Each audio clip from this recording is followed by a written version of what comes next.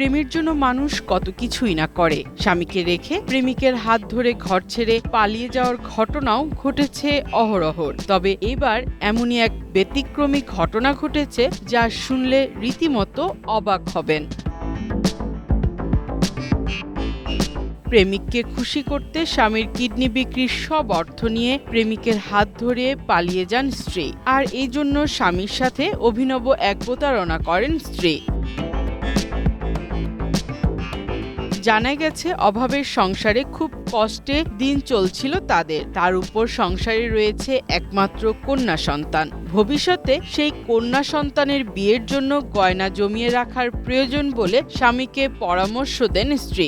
এই বিষয়কে পুঁজি করে স্ত্রী তার স্বামীকে কিডনি বিক্রি করতে বাধ্য করেন। আর এই ভুক্তভোগীর স্বামীর নাম পিন্টু বেজ আর স্ত্রী সুপর্ণা বেজ।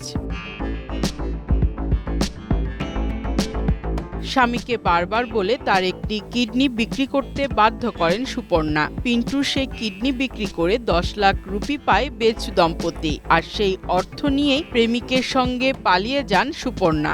অবাক করার মতো এই ঘটনা ঘটেছে কলকাতার হাওড়া সাকরাইল এলাকায়। ভারতীয় সংবাদ মাধ্যম ইন্ডিয়া টুডে জানিয়েছে 16 বছর আগে 40 বছরের পিন্টুকে ভালোবেসে বিয়ে করেন সুপর্ণা। বিয়ের পর তাদের ঘর আলো করে আসে কন্যা সন্তান। কন্যার বিয়ে আর ভালো পড়াশোনার জন্য এখন থেকেই সোনার গয়না জমিয়ে রাখতে হবে, না হলে মেয়েকে বিয়ে দেওয়া যাবে না। স্ত্রীর এমন কথায় 10 লক্ষ রুপিতে কিডনি বিক্রি করেন পিন্টু, আর এরপরে কিডনি বিক্রির সেই অর্থ এবং ঘরে থাকা সোনা গহনা নিয়ে প্রেমিকের সঙ্গে পালিয়ে যান 35 বছর বয়সী সুপর্ণা।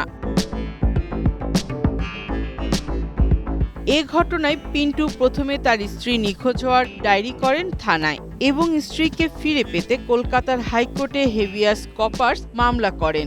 আদালত সূত্রে জানা গেছে, হেভিয়াস কর্পাস মামলায় পুলিশের দেওয়া রিপোর্ট অনুযায়ী তদন্তকারী কর্মকর্তার কাছে সুপর্ণা বেজ লিখিতভাবে জানিয়েছেন তিনি স্বেচ্ছায় ঘর ছেড়েছেন এবং তার প্রেমিকের সঙ্গে স্বামী স্ত্রীর মতো থাকছেন, কেউ তাকে জোর করে কিছু করায়নি।